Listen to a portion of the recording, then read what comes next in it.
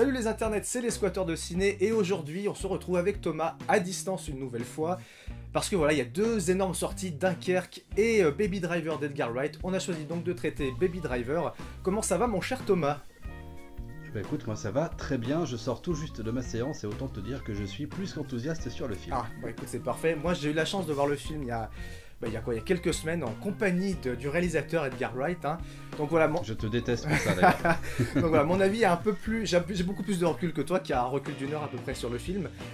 Donc voilà, donc sans plus attendre, on va déjà... je vais faire une petite rapide présentation du réal. Donc c'est Edgar Wright, un réalisateur anglais de 43 ans. C'est son 6e film, Baby Driver, après A Fistful of Fingers, Shaun of the Dead, qui démarrait sa fameuse trilogie Cornetto.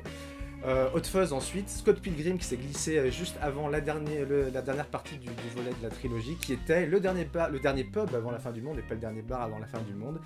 Et donc Baby Driver qui est sorti aujourd'hui même en salle. Au niveau du casting, donc il y a du gros casting quand même. Hein. On a alors Ansel Elgort, je ne sais pas si ça se prononce exactement comme ça, donc il joue le rôle principal, le rôle de Baby. C'est un petit jeune qu'on avait vu dans Divergente, cette série de films qui était magnifique, dont tout le monde se souvient. Alors on a bien évidemment Kevin Spacey, donc, qui est le Frank Underwood de House of Cards, entre autres, hein, voilà. Je tape dans les trucs un peu plus récents parce que sinon on s'en sortirait pas. Lily James aussi, qui joue donc la chérie de Baby dans le film, qui jouait Cendrillon dans le Cendrillon de Kenneth Branagh, qui est sorti je crois il y a 2-3 ans. On a aussi un grand film. On a John Hamm qui joue l'éternel Don Draper de la série Mad Men. On a John Bernthal, je sais pas si on le prononce super, enfin bon voilà. John Bernthal, le mec qui jouait donc dans Walking Dead et dernièrement qui jouait The Punisher dans la saison 2 de Daredevil qui était sorti sur Netflix. Et le dernier, on va dire, acteur voilà, connu du casting, c'est Jamie Foxx qu'on a vu donc, dans Collateral chez Michael Mann, dans Miami Vice aussi et un peu plus récemment chez Tarantino dans Django Unchained. Voilà, donc j'ai fait rapidement le casting et la petite présentation du réal et comme à notre habitude Thomas, on va passer bien évidemment au pitch comme tu sais si bien faire et j'espère que cette fois tu vas pitcher le film contrairement à Song to Song que tu n'avais pas voulu faire. Bah oui, alors le Baby Driver, il n'y a pas une histoire extrêmement compliquée, hein. Ça nous raconte l'histoire donc de Baby, un jeune homme très doué quand il a ses mains sur un volant et qui se retrouve mêlé à plusieurs braquages. Alors on va pas révéler toutes les ficelles du scénario, c'est pas la peine d'expliquer pourquoi et comment, et qui va finir évidemment par se retrouver dans un braquage qui se déroule moins bien que les autres.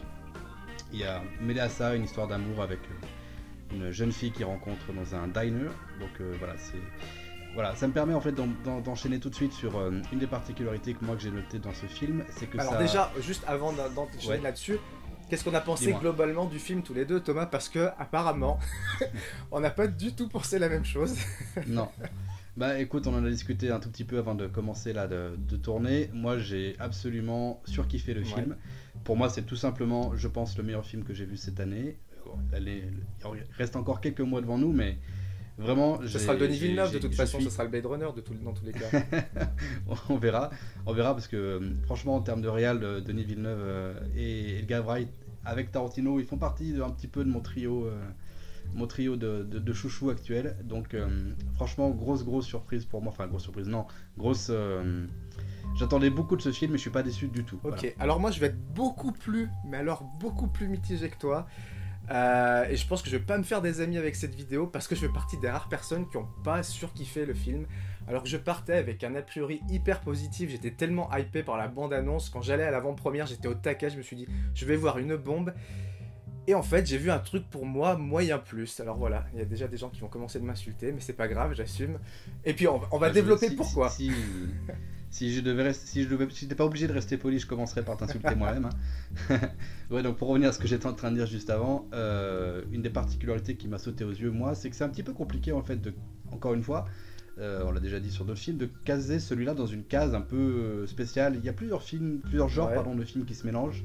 On a des films de gangsters, on a des films de braquage, on a de la romance, et puis on a bien sûr un peu de côté comédie musicale, un petit peu de musical. Alors ça c'est un truc que j'ai vu pas mal aussi souvent, comme quoi les gens trouvaient que c'était une comédie musicale. Moi je trouve pas du tout qu'il y a un côté comédie musicale dans ce film. Il y a énormément de musique, mais pour moi c'est pas une comédie musicale, on va dire au sens noble du terme entre guillemets. Voilà, c'est juste là-dessus déjà que je veux partir. Alors ça reprend quand même certains petits codes, certains petits gimmicks de ce genre-là. Voilà, mais ce que je trouve absolument génial, c'est que c'est un film qui mélange plusieurs genres, mais c'est fait avec énormément de talent. parce qu'on sent que Edgar Wright fait partie de cette génération de réals qui, avant d'être des cinéastes, étaient des vrais cinéphiles. Donc c'est à dire que il y a énormément de films qui sont cités, qui sont référencés dans Baby Driver. Je les ai pas tous repérés. Bon, il y a évidemment le fameux The Driver, The Driver, ouais, exactement, qui avait déjà servi de référence de base à Driver de Refn il y a quelques années de ça maintenant. Ouais. Moi j'ai repéré aussi un petit peu de Blues Brothers. Enfin voilà, il y a plusieurs choses qui se mélangent. Poursuite et tôle froissée, je comprends. Exactement. Sur notamment la scène d'intro en fait, hein, qui pour moi est clairement une référence même visuelle à la scène de clôture pour la peine de Blues Brothers. Enfin voilà. Petite particularité quand même que je tiens à signaler, c'est que moi j'adore Edgar Wright, surtout pour sa Cornetto trilogie qui sont 3 comédies absolument géniales. Et encore une fois, on n'est pas d'accord sur notre film préféré de la trilogie Cornetto. Ouais, c'est vrai. Toi c'est lequel? Non, moi c'est plus Hot Fuzz et toi t'es plus Shaun of the Dead. Je suis plus Shaun of the Dead, carrément. Ouais, donc je sais plus ce que je te disais. Mais c'est vrai qu'Edgar Wright, c'est un mec qui parle un peu aux gens de notre génération, les gens qui sont nés à la fin des années 70, début 80. On a 10 ans près, on a quasiment le même âge. Et c'est vrai que un de ses films ultimes là-dessus, c'était vraiment Scott Pilgrim, qui s'adressait aux gros geeks nés dans les années 80, fans de jeux vidéo. Et pourtant, moi, ce film-là, j'avais trouvé ça pas mal, mais ça m'avait pas accroché plus que ça. Alors j'étais carrément la cible de ce truc-là. Et c'est pareil, j'avais trouvé qu'il y avait trop de trucs dans Scott Pilgrim, c'était trop. Et moi, c'est ce que j'ai trouvé aussi dans ce film-là, c'est qu'Edgar Wright, il a trop voulu en faire, il a trop voulu démontrer des trucs. Moi, j'avais un peu constamment l'impression d'avoir le réal qui était assis derrière moi pendant la séance et qui me tapotait sur l'épaule en me disant hey, regarde mon film, il est super cool. Et regarde cette scène-là, elle est super cool, mais elle est moins cool que la scène qu'il y aura juste ensuite, qui sera encore moins cool que la scène qu'il y aura après. Parce que mon film, il est vraiment super cool. Et je trouve que trop de cool tue le cool, quoi. C'est ton côté blasé de la vie. Mais non, c'est pas mon côté blasé de la vie, mais j'ai trouvé que c'était trop poseur et que le mec, enfin voilà, trop vouloir être cool, je trouve ça devient hyper mécanique et ça manque malheureusement, je trouve, de... comment dire, alors que ce film-là, il veut le faire depuis quasiment moins 10 ans, je crois, mais je trouve que ça manque un petit peu de fraîcheur et de spontanéité, voilà, c'est le mot que je cherchais. Je trouve bizarrement, c'est pas très spontané comme film. C'est pas spontané parce que tout simplement Edgar Wright il fait partie des mecs qui bossent beaucoup sur ses films, il les écrit pendant des années, il y réfléchit longtemps, c'est pas un mec qui fait les choses à moitié, donc il y a énormément de travail derrière et moi je trouve que ça se sent en fait. J'ai vraiment l'impression que tout est pensé mais bien pensé dans le film. Je dis pas le contraire, voilà, c'est hyper pensé, c'est hyper travaillé, là il n'y a aucun souci. Moi quand j'ai vu le film, je me suis dit putain, ça devait être une tannée à tourner, ça y a aucun problème. Peut-être le côté comédie musicale, c'est peut-être par rapport aux chorégraphies des courses-poursuites, peut-être qu'on peut rapprocher ça d'une comédie musicale, on va dire. Alors, mais tout le film est chorégraphié parce qu'on va. Ils ont fait appel à du coup un vrai chorégraphe, donc Ryan Effington, voilà, qui a bossé sur certains gros clips de ces dernières années, qui lui a chorégraphié et les scènes de fusillade et les scènes de bagnole, parce qu'en gros énormément de scènes sont synchronisées avec la musique sur ce film. C'est ça, c'est même la particularité de ce film-là, c'est qu'il a été écrit complètement dès le départ avec des morceaux, des chansons qui étaient choisies avant même. C'est ça, il avait déjà sa tracklist. Au moment de l'écriture du scénario. Il avait déjà sa tracklist et il a écrit son scénario en fonction des musiques qu'il avait en tête. Et je pense que celles qu'il pouvait avoir aussi au niveau des droits, j'imagine. Oui, parce que je sais qu'il y a eu quelques musiques qu'il a, notamment de hip-hop, qu'il n'a pas pu intégrer au film parce que les problèmes de droit c'était un petit peu flou tout ça, mais bon, n'empêche c'est un film qui est très personnel au niveau de la mixtape quoi. Et du coup en fait ça se retrouve dans certaines scènes. Je trouve que c'est pas sur toute la longueur du film. Certaines scènes en fait il y a un morceau qui passe de manière intradiégétique. Encore une fois on revient sur ce terme, ça veut dire que la musique est entendue par le personnage. Oui c'est vrai qu'il y a beaucoup de choses qui sont de son point de vue à lui, de l'acteur principal. Voilà c'est ça. Voilà, en fait, la musique intradiégétique, ça veut dire que la musique, c'est celle qu'entend le personnage Baby dans ses écouteurs, parce qu'il a un problème d'acouphène et qu'il a besoin d'écouter de la musique en permanence pour pas être. Donc ça, c'est la petite pirouette scénaristique pour expliquer pourquoi on a de la musique tout le temps dans le film. Ça passe, honnêtement, ça passe, ça va. Ça passe. Et moi, c'est ça qu'en fait j'ai trouvé absolument génial, et je crois que c'est là-dessus, toi, que t'as pas aimé le film, c'est parce que je trouve que ces scènes musicales, finalement, parce qu'elles sont musicales, il y a un montage tu veux dire non, c'est pas des clips. Parce que comme je te disais tout à l'heure avant qu'on commence de tourner, pour moi un clip, alors je vais essayer de pas me tromper cette fois-ci, c'est quand l'image illustre la musique. Et là je trouve que c'est l'inverse en fait. La musique sert à illustrer l'image tout en respectant le rythme. Et je trouve qu'en termes de montage c'est absolument fou ce qu'il a réussi à faire. Et je sais que t'es pas d'accord, donc je te laisse la parole.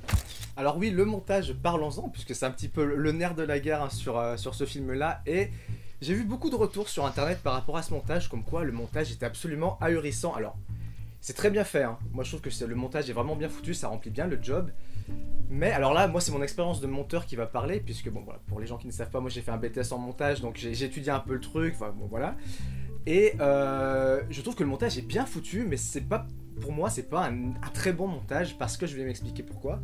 Je trouve que ce montage est beaucoup trop démonstratif en fait, et que pour moi un bon montage c'est un montage qui se voit pas. Comme un bon film, c'est un film où il te montre pas ses effets de manche, il te montre pas, il claque pas sa mise en scène à la gueule. Un bon montage pour moi c'est ça. Le dernier exemple en date typiquement c'est The Social Network de David Fincher, qui pour moi est un film qui est putain de bien monté, c'est une vraie leçon de cinéma. Et à contrario, un film qui est putain de mal monté, c'est Suicide Squad qui est sorti l'an dernier, où c'est vraiment été fait à l'arrache. Et moi ça me rappelle une petite anecdote que j'ai vue avec un de mes profs de montage quand j'étais en BTS. J'avais dû monter une bande-annonce et j'avais monté un truc hyper cut, hyper au taquet au départ et tout. Et le mec me dit franchement ta bande-annonce, le début est génial, ça part au taquet, mais il me dit c'est tellement au taquet dès le départ qu'après tout retombe comme un soufflet. Et au début je me dis mais putain il fait chier, il y connaît rien, moi je trouve qu'il est vraiment au taquet, on rentre vraiment vite dans le truc, c'est ça qui est bien. Et avec le recul en fait il avait totalement raison, et c'est un petit peu le reproche que je vais faire à Baby Driver, c'est que dès la scène d'ouverture, le film il est déjà à 100%. Ce qui fait que quand tu commences avec un truc au taquet, c'est difficile d'aller au-delà sur le reste du film, et le film est au taquet tout le long, et il n'y a pas de moment je trouve où ça se pose vraiment. Et cet effet de montagne russe qui n'existe pas, moi ça m'a... J'étais épuisé à la fin du film en fait. Quoi. Alors je suis absolument pas d'accord avec toi. Je sais. Autant je suis d'accord avec toi pour dire que Suicide Squad était un film hyper mal monté, mais il était hyper mal branlé de toute manière ce film. Mais Baby Driver, justement, moi avant d'aller voir le film, j'avais lu beaucoup de choses et j'avais peur de cet effet justement clip d'1h45, ça m'effrayait un petit peu. Et j'ai pas eu du tout, mais alors pas du tout cette impression-là, justement. Il y a des scènes où vraiment le montage colle parfaitement en rythme avec la musique que tu entends. Ah mais ça je te dis pas le contraire, parce que ça, pour moi ça reste vraiment un long clip d'1h40. Alors, mais non, je trouve justement qu'il y a des scènes, il y a des respirations, parce qu'il y a des moments où la musique se fait... Alors il y a toujours je crois un petit fond de musique, sauf à quelques rares moments dans le film, mais il y a des moments où elle se fait hyper discrète et on a une narration et puis même une réalisation beaucoup plus classique, c'est pas un long clip. Et je trouve que justement, même les moments où justement les scènes sont beaucoup plus... Typiquement les fusillades, les courses-poursuites en bagnole, dès qu'il y a un petit peu d'action, on rentre dans cette logique beaucoup plus de coller l'image, le montage à la musique. Mais je trouve que ça fait pas clipesque quoi, vraiment pas, j'ai pas du tout ressenti ça moi, mais vraiment pas. Ouais, bah alors quand je dis que ça fait clip, je mets pas forcément une connotation péjorative dessus, il y a des clips qui sont hyper bien foutus et qui racontent vraiment des belles choses et qui sont hyper balèzes en termes de montage. Mais il y a des clips que j'adore d'un réal qui s'appelle Chris Cunningham, qui est un réal anglais, si les gens veulent le regarder sur YouTube. Les clips qu'il a fait pour Aphex Twin sont absolument fabuleux. Mais je trouve encore, enfin, cette construction en fait vraiment où les images sont montées au même rythme que la musique, j'ai trouvé ça hyper mécanique. Et voilà, encore une fois, on en revient à ce que je disais tout à l'heure. Je trouve que dans ce sens-là, ça manque un peu de spontanéité. Alors ok, c'est cool, sur une ou deux scènes, tu montes tes trucs en rythme, les mecs tirent en même temps que la zik. Mais quand ça vient sur tout le long du film, je crois que vers la fin, à un moment, quand ils rentrent dans le diner, il y a même, quand ils ouvrent les portes en rythme avec la musique. Moi, j'ai trouvé ça lourd au bout d'un moment. Franchement, j'ai trouvé ça un peu lourd. Quoi. Bah, moi, j'ai trouvé qu'il y a des moments où c'était très visible et justement, les effets de manche étaient très... voilà, très grossier en quelque sorte, où les ficelles étaient assez grosses, mais là on rentre dans cette logique que tu dénonces un petit peu, mais moi m'a pas du tout dérangé, justement parce que dans tout le reste du film, justement je me suis laissé porter par le truc et j'ai pas du tout ressenti ça comme un truc qu'on m'imposait tout le temps. Il y a des moments où vraiment c'était beaucoup plus fluide, beaucoup plus naturel entre guillemets, beaucoup plus classique si tu veux. Ouais. Et moi je trouve qu'en fait ça fonctionne super bien, mais effectivement, comme tu dis, là où je suis d'accord avec toi par contre, c'est que tu ressors du film, c'est un film qui se vit, hein, qui est un film vraiment très physique pour la peine.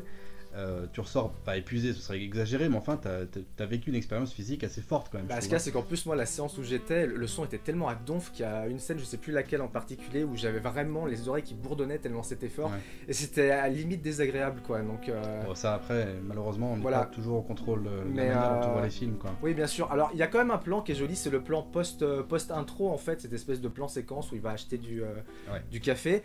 Alors le plan séquence est ultra bien foutu, mais pour en avoir parlé légèrement avec toi avant de tourner cette vidéo, il est très bien foutu certes, mais il apporte pas grand chose à l'histoire, moi je trouve. Tu vires ce plan séquence là, l'histoire change pas et les personnages changent pas en plan séquence. Mais je sais que t'es pas d'accord. Rapidement sur ça. Non, je suis pas d'accord. J'ai deux choses à dire sur ce plan. D'abord, pour moi, il sert pas à rien parce qu'il sert. Alors, d'accord, effectivement, en termes de narration, il apporte rien. C'est juste un mec qui va chercher des cafés. C'est pas plus que ça. Sauf que je trouve qu'en fait, il participe à la logique, on va dire, de descente, pas aux enfers, mais de descente dans le côté beaucoup plus sombre de l'histoire au fur et à mesure du film. Parce qu'au début, le film est hyper lumineux, hyper solaire. Tout se passe à Atlanta dans les scènes de jour. Et puis à la fin du film, au contraire, tout se passe dans les scènes de nuit. On est beaucoup plus violent, beaucoup plus sombre au niveau des thèmes abordés de l'histoire. Et je trouve qu'en fait cette scène, elle sert à illustrer le début du film, l'état d'esprit du personnage au début du film. Et la deuxième chose que je voulais dire moi sur cette scène, c'est que je la trouve absolument incroyable en termes de plan séquence, elle est très réussie. Et en plus de ça, je sais pas si tu as remarqué, je pense que oui, il y a régulièrement des tags ou alors un panneau qui t'affiche les paroles, donc qui sont intégrées au décor, les paroles de la musique. Je trouve ça absolument bien foutu. Et ça m'a fait penser, moi, bizarrement, à une référence jeu vidéo, que tout le monde connaîtra peut-être pas, qui est Rayman Legends, qui est un jeu qui est sorti il y a quelques années maintenant, où tu avais des niveaux comme ça, où en fait tu sais avancer ton personnage en rythme avec une musique toujours hyper connue. Où tout ce que tu faisais à l'écran, toutes les actions en fait avaient soit déclenché des effets sonores qui accompagnaient la musique, soit étaient en rythme avec la musique. Et moi cette scène là m'y a fait penser mais à fond. D'ailleurs j'ai même pris 2 secondes pour me l'écrire sur mon téléphone pour pas oublier de le lire dans la vidéo. Voilà, moi j'ai trouvé ça là pour la peine, on est vraiment dans l'exercice de style, on est vraiment dans un truc qui est intégré au film qui pourrait... Ah bah moi je trouve que le film est un pur exercice de style, hein, de A jusqu'à Z.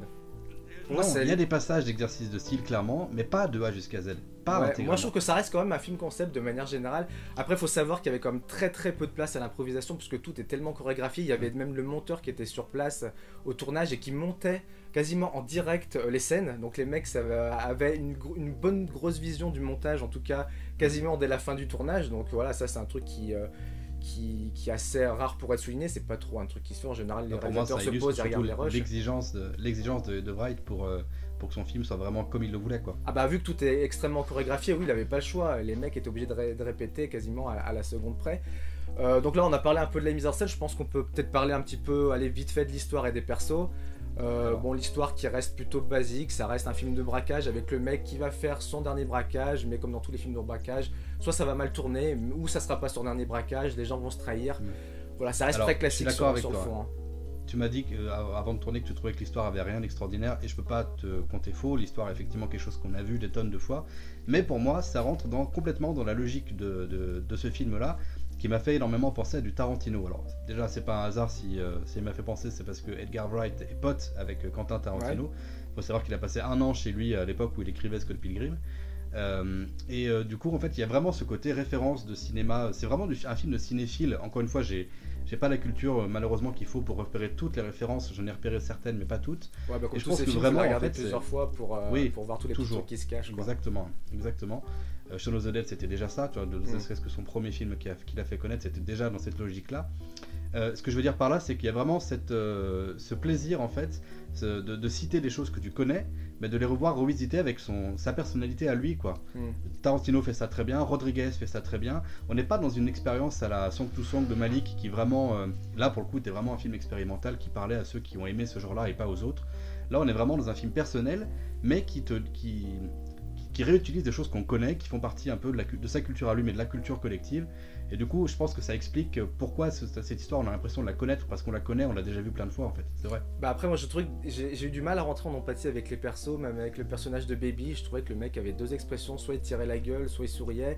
C'était pas très nuancé comme jeu. Après, on lui colle cette espèce de blague sourd-muet. Je trouvais ça un peu clicheton, Voilà, après, bon, c'est pareil. Je te laisse parler, mais juste un mot pour Baby, ce que tu viens de dire, je rebondis tout de suite. Mais parce que c'est une référence au The Driver, quoi. Comme Ryan Gosling avait été mono-expressif dans Driver de Refn, parce qu'il s'inspirait du même personnage, de Drive, pardon. Voilà. Oui, bon après, ça n'empêche pas de pouvoir un peu modifier son perso. Voilà, tu peux faire un hommage tout en essayant de changer un petit peu les caractéristiques du personnage principal. Enfin bon, bref, tout ça pour dire que même je trouvais que Jamie Foxx, on faisait vraiment des caisses dans le rôle de la Kyra. Voilà, j'ai trouvé que le mec était vraiment en roue libre un peu tout le long du film. Sinon après le reste, bon, John Hamm, voilà, il est là, bon, il fait bien le taf, mais c'est pareil, ce qui lui arrive à lui et sa gonzesse, moi j'en avais un peu rien à foutre, parce que je trouve que les personnages sont pas très bien développés, les personnages secondaires. Voilà, Kevin Spacey, il est pas dans son meilleur rôle, il fait du Kevin Spacey, il fait ce qu'on lui demande de faire, bon voilà, il est... Après il y a quoi, il y a 2-3 petits caméos, il y a Flea, le bassiste des Red Hot aussi, qui est à un moment un des membres d'un des braquages.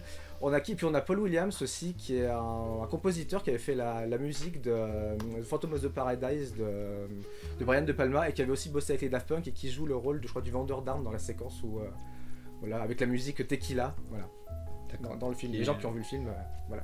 Comprendront qu'il y a une scène, je pense, avec la scène, le plan séquence dont on parlait, qui est une des meilleures scènes du film, à mon avis.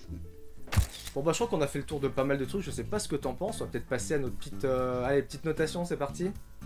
Ouais, bah, Je écoute, te laisse la primeur, vas-y. Allez.